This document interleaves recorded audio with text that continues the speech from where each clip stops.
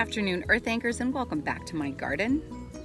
I have a big concept to put out to each of you today. That has been something I've been musking around for a couple of months now, and it is so profoundly in alignment with a lot of the focus that those in my community have been discussing when it comes to a benevolent creator, a father, mother, God, a sense of potential that our humanity is aligned for in terms of our divinity, in terms of our human evolution, our soul's growth, etc.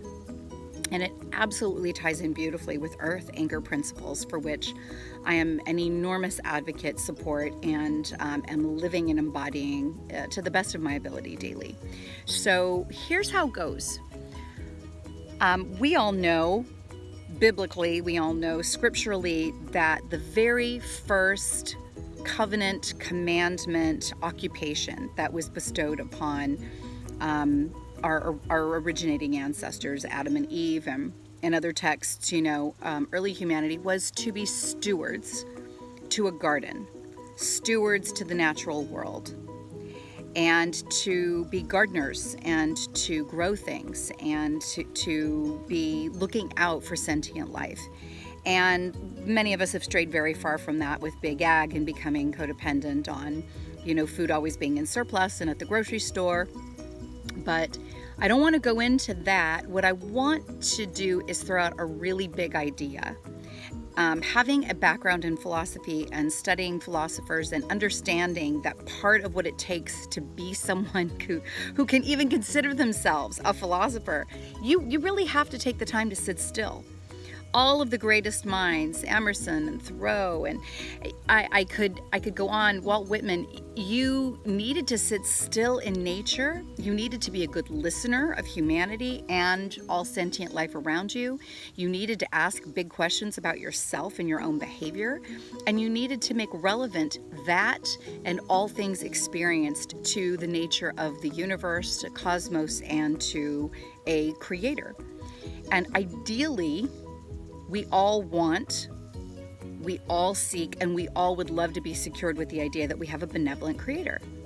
There has been evidence through mythology and through scripture and through sacred texts and apocrypha and a lot of documentation that's been pulled out of the earth and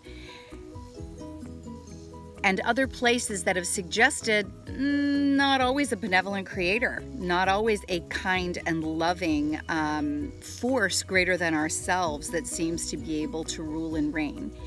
And we also know that while that creates a degree of uncertainty for each of us, that we are living our lives to the best of our ability to be in harmony, to be in resonance with a benevolent hereafter, with a righteous sense of inheritance that comes next. But how are we living our lives as consciously as some of the philosophers and the prophets and the seers and the revelators have told us, when so often the simplest task that was our first charge, our first charter, to be gardeners and stewards of the earth and sentient life around us, is something we do so unconsciously. So here's my big thought. I'm always in a meditative state of reflection, especially when I'm outside. I mean, anything that's festering under the surface is going to come out when I am out tending to my yard. And a few months ago, I was out employing a tool that to me was a lesser of most evils. When you have volunteers that have now become weeds, they've become inhibitors of what it is that you're trying to grow, and they've had their season and their charge, and they've been potentially turned into tinctures, which I do, or turned into herbal salads, however they can best be used and honored and appreciated. And it's time for their season to be done. And it's time to make room for the beautiful, bounteous plants and flowers and shrubs and herbs and food that you're growing. How do you get rid of them? How do you see them through to the end of their season? I'm going to talk a little bit more poetically. I don't spray. I'm not willing to hurt the pollinators. I'm not willing to hurt the microbial life. I'm not willing to poison the planet. And it is a very tough decision.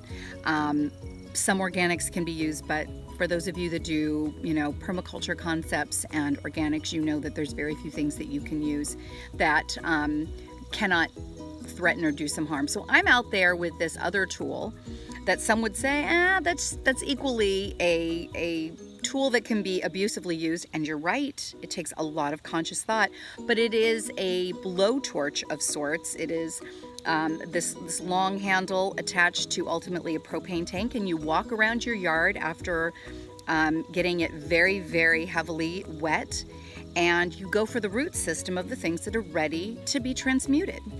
So, you think about Enoch and his talking about his dross being burned away to be perfected, to be raised into the presence of a supreme deity. And, we talk about the refiner's fire, and we think about all of the symbology that has to do with burning away the lesser aspects of ourselves or the planet. So, all of this is not lost on me while I am burning up volunteers that have had their moment to shine and are ready to be extinguished. And I am the steward. I'm playing God of my garden because it is within my sovereignty, and I'm choosing which are going to burn, for how long. And as I get closer to certain volunteers that are right next to plants that I'm looking to have thrive, simply by proximity, noticing that I'm accidentally, inadvertently burning some of the plants that I am trying to get to thrive, simply because they are in close proximity to those that are ready to go. And what I'm hearing from my reflective voice, from my internal narrator, which is my connection to divinity, which I believe is part of our multidimensional inheritance, that we are talking to ourselves as a higher version of ourselves through the methods and the hierarchy and the sacred geometry that ultimate source, ultimate creator God, and that inherent divinity created. I am hearing, forgive me for going to such detail about how that stair steps in my mind, I am hearing through that inner voice, do you see how you co-create with God? Do you see how you're playing the role of steward, of creator, or destroyer? Do you see the inherent nature of the Kali Yuga, of the cycles of the planet, of the destruction that is the natural order of creation in the material world, of creation in density, third density? Do you see how you're inadvertently, because you're not being ever so careful, or you are being careful but making the elective choice, that you may be burning the dianthus or the hydrangea while you're trying to take out the chickweed? Are you paying attention that you are being a good steward and that you are being a benevolent God to the things that can experience the impact that you are making on it as it seeks to live and thrive on the land? Think about the profoundness of how often we are the God that stomps out the ant pile, the ant colony, or that we run over the squirrel. There are lots of accidents that we make all the time as larger beings, but our first stewardship to the earth, to the sentient life all around us, to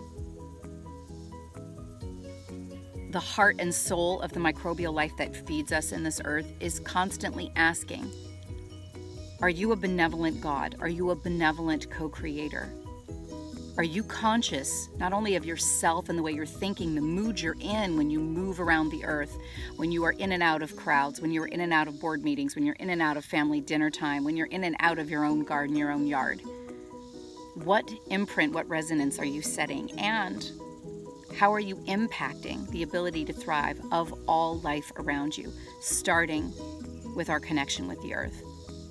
It was really sobering to see how much destruction I did of wanted and desired plants while trying to create a change of cycles and seasons for those that had already had their time and were ready to be returned to the earth. Are you a benevolent God? A benevolent God to be, a benevolent fractalization of divinity with which you seek to return? Are you kind? Are you thoughtful? Are you reflective? Are you taking the time that the philosophers have taken to look around, to feel, to exact a level of self-knowing, and then move in the world with justice and mercy and kindness and compassion? So Earth Anchors, it starts here. My brothers and sisters, it is a daily experience to be choosing the light, to be choosing what frequency, what band of resonance you are going to live and move and leave a legacy of having imprinted on this world, and meet that resonance when you shift out of the body that you are in, whenever that time happens to be. But start with the quietness and consciousness of, am I a benevolent would-be God? Am I a benevolent co-creator?